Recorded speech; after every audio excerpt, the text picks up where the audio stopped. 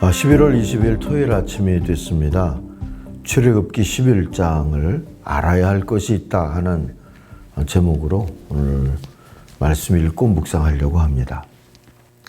여호와께서 모세에게 이르시기를 내가 이제 한 가지 재앙을 바로와 애굽에 내린 후에야 그가 너희를 여기서 내보내리라. 그가 너희를 내보낼 때에는 여기서 반드시 다 쫓아내리니 백성에게 말하여 사람들에게 각기 이웃들에게 은금 패물을 구하게 하라 하시더니 여호와께서 그 백성에게 애굽 사람의 은혜를 받게 하셨고 또 그 사람 모세는 애굽 땅에 있는 바로의 신하와 백성의 눈에 아주 위대하게 보였더라. 모세가 바로에게 이르되 여호와께서 이와 같이 말씀하시기를 밤중에 내가 애굽 가운데로 들어가리니 애굽 땅에 있는 모든 처음 난 것은 왕 위에 앉아 있는 바로의 장자로부터 맷돌 뒤에 있는 몸종의 장자와 모든 가축의 처음 난 것까지 죽으리니 애굽 온 땅에 전무후무한 큰 부르짖음이 있으리라.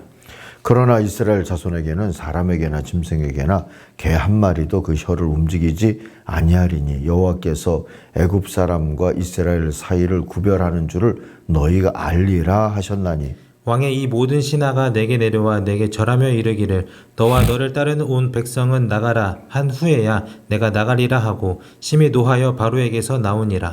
여호와께서 모세에게 이르시기를 바로가 너희의 말을 듣지 아니하리라. 그러므로 내가 애굽 땅에서 나의 기적을 더하리라 하셨고 모세와 아론이 이 모든 기적을 바로 앞에서 행하였으나 여호와께서 바로의 마음을 완악하게 하셨으므로 그가 이스라엘 자손을 그 나라에서 보내지 아니하였더라. 아멘.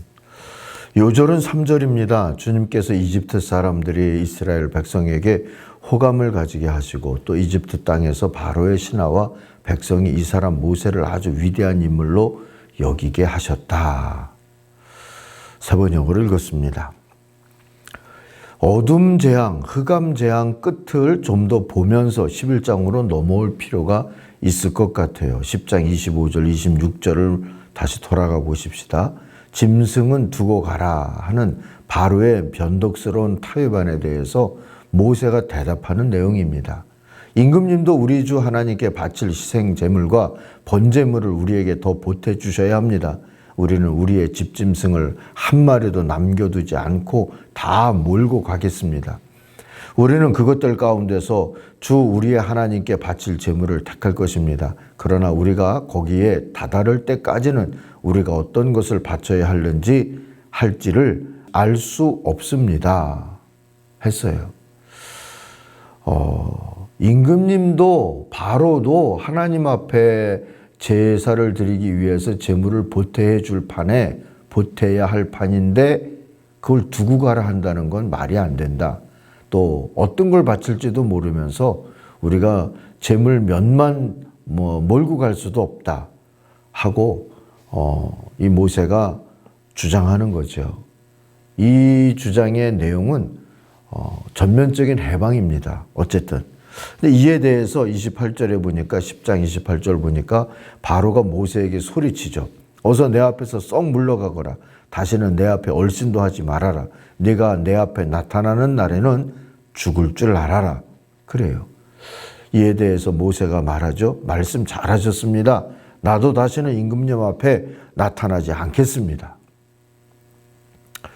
자, 파국으로 보이는 이 대화 후에 하나님은 모세를 통해서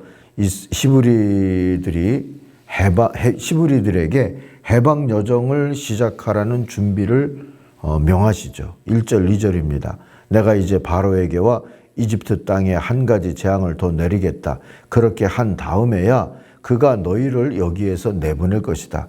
그가 너희를 내보낼 때에는 여기에서 너희를 마구 쫓아낼 것이니 이제 너는 백성에게 일러서 남자는 이웃에 사는 남자에게 여자는 이웃에 사는 여자에게 은부치와 금부치를 요구하게 하여라 하셨어요. 마지막 10번째 전투 후에는 급한 해방이 이루어질 테니까 여비 같은 거를 준비하라 하는 말씀으로 들립니다. 자, 이 정도면 하나님과 하나님의 택하신 백성과 그들의 지도자 모세는 이미 승리했다 하고 봐도 좋을 것 같아요.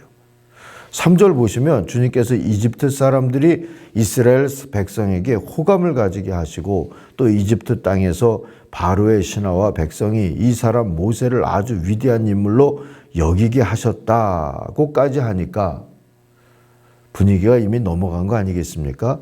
더군다나 7절을 보면 애굽의 개마저 이스라엘 백성을 보고서는 짓지 않게 됐다고 하니까 심리전에서는 이미 확실히 이긴 겁니다. 승리를 현실로 보는 일만 남은 셈이지요. 이긴 자도 진 자도 말입니다. 결국 애굽 전역에서 큰 곡성이 일어날 재앙이 준비됐습니다. 승리의 마지막 방점, 최후의 일격을 가하는 그런 준비가 된 거죠. 애굽 땅에 있는 모든 처음 난 것들은 다 죽게 될 재앙이었습니다. 예외도 없을 것이라 말씀하시죠. 임금 자리에 앉은 바로의 마다들을 비롯해서 맷돌질하는 몸종의 마다들과 모든 짐승의 마지들까지 맛배들까지 다 죽을 것이다 하고 이르시는 하나님의 말씀이 이루어지게 될 겁니다. 이것은 이제 6월절 부분으로 묶어서 내일부터 아니 다음 주부터 우리가 보게 될 것 같아요.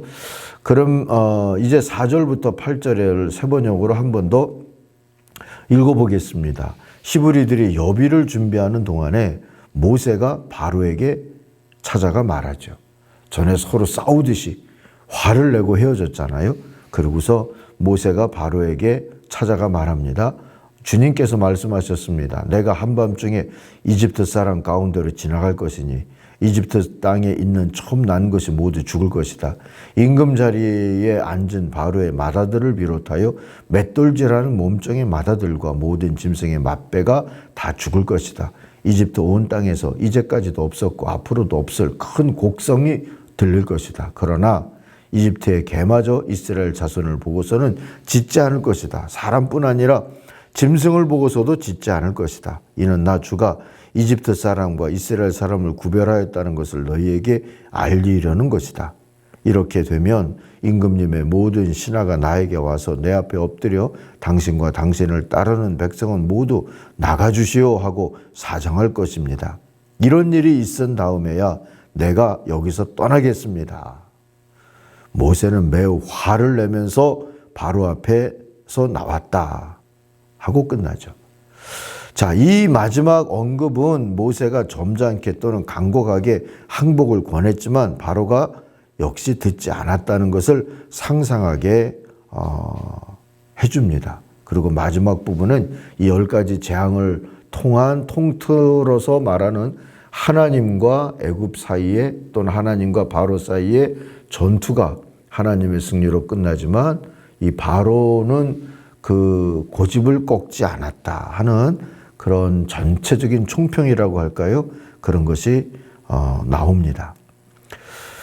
아무튼 그래서 10번째 재앙은 실행이 될 겁니다. 나 주가 이집트 사람과 이스라엘 사람을 구별하였다는 것을 너희에게 알리려는 것이다 하는 말씀에 그렇게 될 뜻이 담겨 있고요. 물론 바로의 고집과 교만, 또 집착, 두려움 같은 것이 이 패배의 직접적인 원인이다 이렇게도 말할 수가 있습니다. 회개가 아닌 막연하고 헛된 희망, 시간이 지나가면 잘 될 것 같다, 내가 제국의 왕인데 쉽게 넘어질 수는 없지, 뭐 이런 생각들, 그런 것은 집착이고 교만이고 멸망의 이유가 된다는 것을 기억해 두십시다. 그리고 하나님을 제대로 신뢰하고 두려워하면서, 이 말은 경외하면서, 한편 신뢰하고 한편 두려워하면서, 이건 경외하면서라는 말과 같아요. 그렇게 사는 게 잘 사는 지혜라는 것도 기억하면서 오늘은 기도하기를 원합니다. 하나님께서 우리를 지혜의 걸음으로, 겸비의 걸음으로 이끌어 주시리라 믿습니다. 기도하겠습니다.